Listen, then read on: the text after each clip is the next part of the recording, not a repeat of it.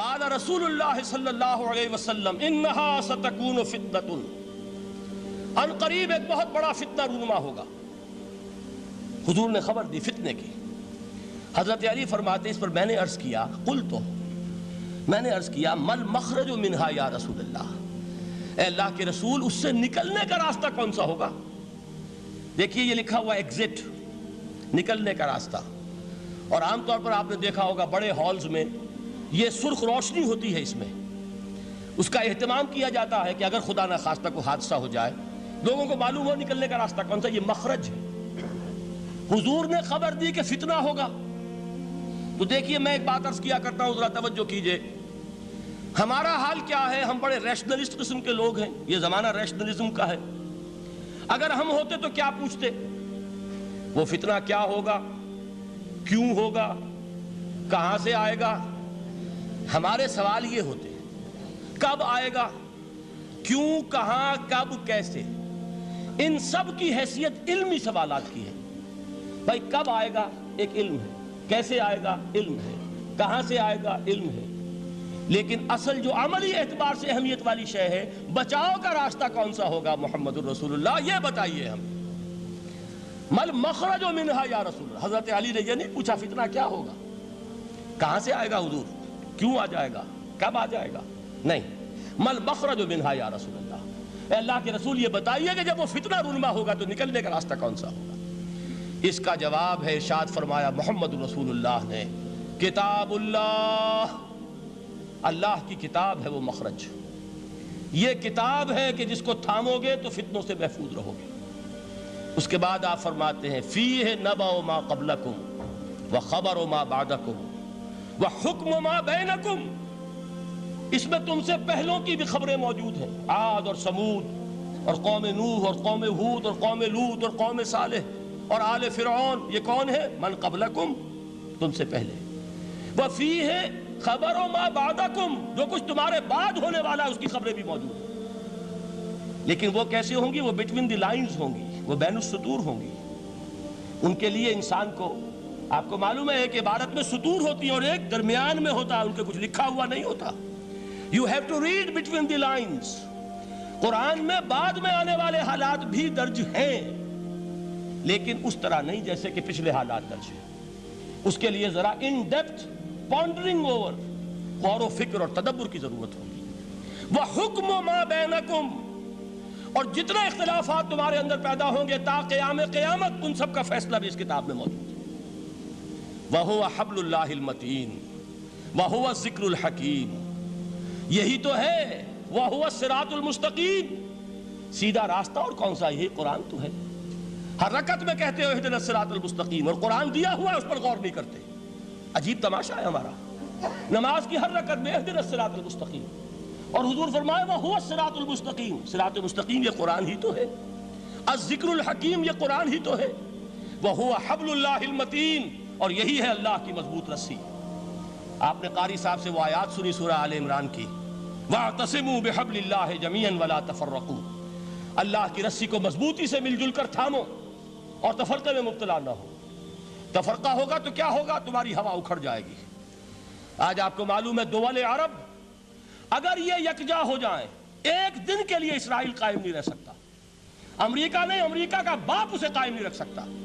اگر امت عرب ہی جمع ہو جائے، عالم اسلام تو بڑی شے ہے، جو وسائل ان کے پاس ہیں، جو اللہ تعالیٰ نے ان کو نعمتیں عطا فرمائی ہیں، لیکن افتراق، انتشار، اختلاف، جتھے بندی، گروہ بندی، دھڑے بندی، اس نے اسرائیل کا خنجر ان کے سینے میں پیوست کیا ہوا ہے۔ اس لیے کہ فَتَذْهَبَ رِيحُكُمْ، اگر تم اختلاف کرو گے تو تمہاری ہوا اکھڑ جائے گی، آج وہ ہوا اکھڑ چکی ہے۔ تو فرمایا وَاعْتَصِمُوا بِحَبْلِ اللَّهِ جَمِيعًا وَلَا تَفَرَّقُوا، اللہ کی رسی کو مضبوطی کے ساتھ مل جل کر تھامو اور تفرقے میں مت پڑو۔ حضور فرما رہے ہیں وہ اللہ کی رسی کون سی؟ هُوَ حَبْلُ اللَّهِ الْمَتِينُ، یہی قرآن ہے اللہ کی مضبوط رسی۔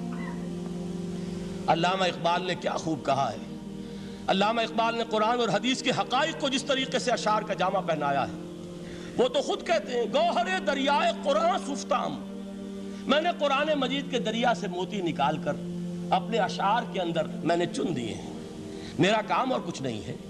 موتی کوئی بھی غواص پیدا نہیں کرتا، دریا کی گہرائی سے نکال لاتا ہے، یہ میری حکمت نہیں ہے جو میرے اشعار میں ہے، یہ میں نے قرآن مجید کے دریا میں غوطہ زنی کر کے اس سے یہ موتی نکالے، گوہر دریائے قرآن سفتام۔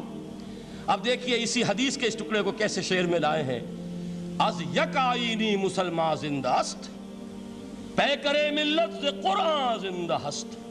مسلمان کی زندگی تو ایک آئین کے بدولت ہے، یہ آئین قرآن، جو کہا تھا کبھی قائد اعظم مرحوم نے جب پوچھا گیا تھا کہ آپ کے پاکستان کا دستور کیا ہوگا، کیا فرمایا تھا یاد کیجئے کہ ہمیں کسی نئے دستور کی ضرورت نہیں، ہمارا دستور 1400 برس پہلے طے ہو چکا ہے۔ یہ ہماری بدقسمتی ہے جو کچھ کہا تھا قائد اعظم نے کہ God has given us a golden opportunity to prove our worth as architects of a new state and let it not be said that we didn't prove equal to the task۔ میں معذرت کے ساتھ عرض کروں گا حضرت کہ واقعہ یہ ہے کہ ہم اس کے equal to the task ثابت نہیں ہوئے۔ قائد اعظم کا دیا ہوا پاکستان آج دنیا میں موجود نہیں ہے، اس کا ایک حصہ اپنے نام سے دستبردار ہو کر بنگلہ دیش بن چکا ہے، اس نے اپنی تاریخ کو خیر بات کہہ دیا ہے، حالانکہ مسلم لیگ کی جنم بھومی ڈھاکہ ہے، 1906 میں ڈھاکہ میں مسلم لیگ نے جنم لیا تھا، اور اگر وہ صرف ہم سے علیحدہ ہوتا یہ اکیرا صدمہ ہوتا، لیکن یہ کہ اس نے جب نام بدلا ہے در حقیقت اس نے اپنے تاریخ سے اپنے پس منظر سے استعفیٰ دیا ہے۔ یہ ہمارا دوہرا ہمارے لیے صدمے کی بات ہے۔ کیا 2 یمن موجود نہیں ہیں؟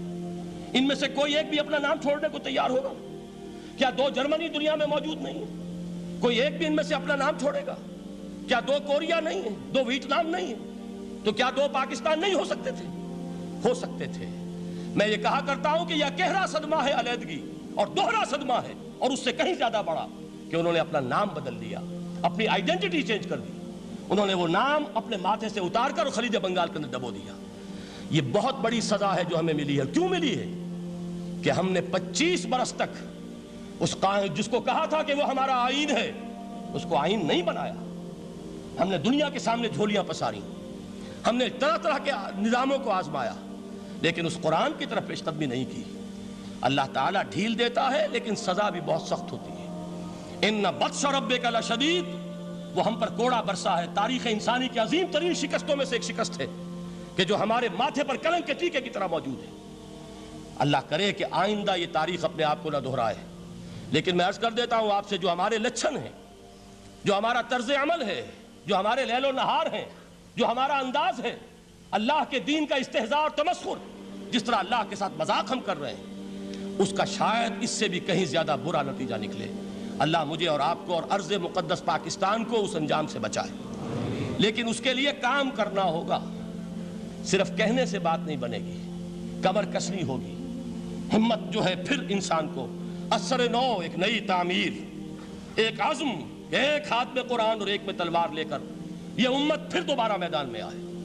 بہرحال عرض یہ کرنا تھا، اقبال کہتا ہے از یک آئینی مسلمان زندہ است، پیکرے ملت سے قرآن زندہ ہست، ماں ہما خاک و دل آگاہ اوست، اعتصامش کن کہ حبل اللہ اوست۔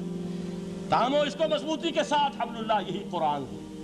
یہ یک آئینی اور پیکر قرآن کی زندگی، پیکر ملت کی زندگی جو ہے اس قرآن کی بدولت ہے۔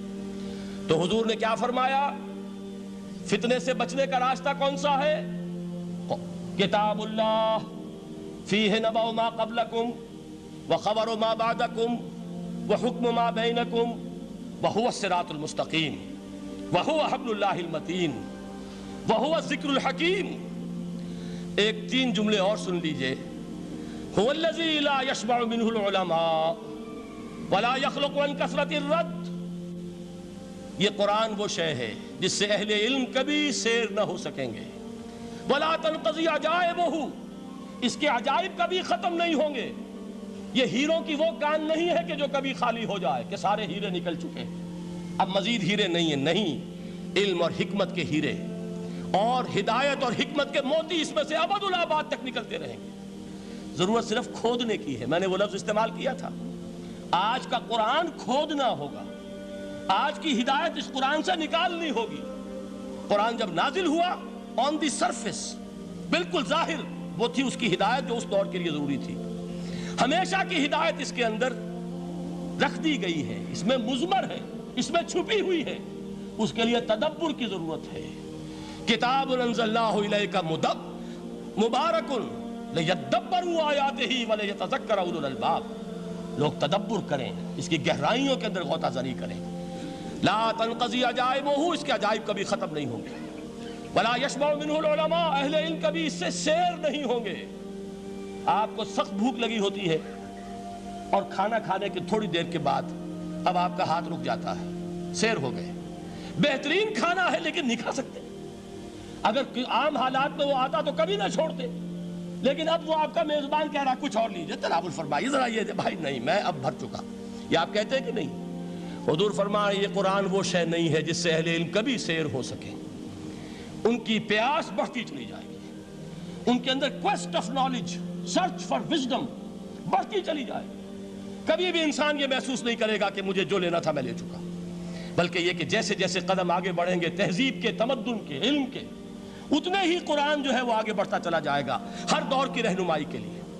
لا تنقضی عجائبہ ولا یخلق عن کثرت الرد، بار بار کے پڑھنے سے اس پر بوسیدگی طاری نہیں ہوگی۔ دنیا کی اور کتابیں ہیں، ایک دفعہ پڑھ لیں گے، دو دفعہ پڑھ لیں گے، تین دفعہ پڑھ لیں گے، چار دفعہ پڑھ لیں گے، پھر جی نہیں چاہے گا۔ لیکن یہ کتاب وہ ہے، امام شافعی کا میں واقعہ آپ کو سناتا ہوں۔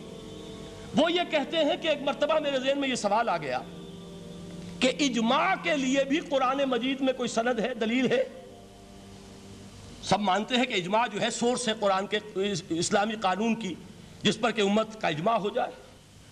تو کہتے ہیں میں نے 300 مرتبہ قرآن پڑھا اول سے آخر تک، صرف اس دلیل کی تلاش میں۔ 300 مرتبہ مجھے نہیں ملی، 301ویں مرتبہ جب پڑھ رہا تھا مجھے روشنی مل گئی۔ وہ یبتغی غیر سبیل المومنین کے جو الفاظ آئے ہیں، نولہ ما تولی ونصلہ جہنم، جو کوئی شخص مسلمانوں کے راستے کو چھوڑ کر کوئی اور راستہ اختیار کرے گا ہم اسے اسی کے حوالے کر دیں گے اور جہنم میں پہنچا دیں گے۔ معلوم ہوا مسلمانوں کا جس پر اجماع ہو جائے اس کو بھی ایک سند حاصل ہے، یہ مسلمانوں کا مجمع علیہ ایک راستہ ہے، اس کو بھی ایک سند اور دلیل کی حیثیت حاصل ہے۔